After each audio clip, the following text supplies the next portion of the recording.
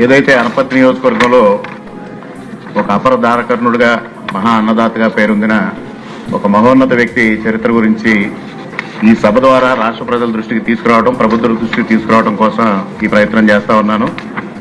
మరి 1852లో కొవ్వూరు బసిరెడ్డి గారని ఒక మహోన్నత వ్యక్తి గొల్లలమావిడిలో జన్మించారండి.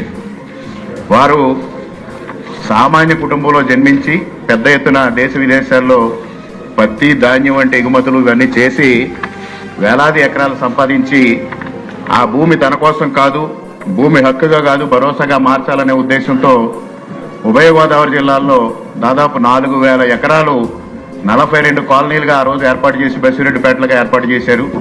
ఇవాళ ఉమ్మడి తూర్పుగోదావరి జిల్లాలో కానీ ఉమ్మడి పశ్చిమ గోదావరి జిల్లాలో మనం చూడగలుగుతా ఉన్నాం. అదేవిధంగా ఆకలితో అలమటించే ప్రాణానికి అన్నదానం చేయాలనే ఉద్దేశంతో ఉభయ గోదావరి జిల్లాలో నలుమూలల అనేక సత్రాలు, అన్నదాత సత్రాలు ఏర్పాటు చేశారు.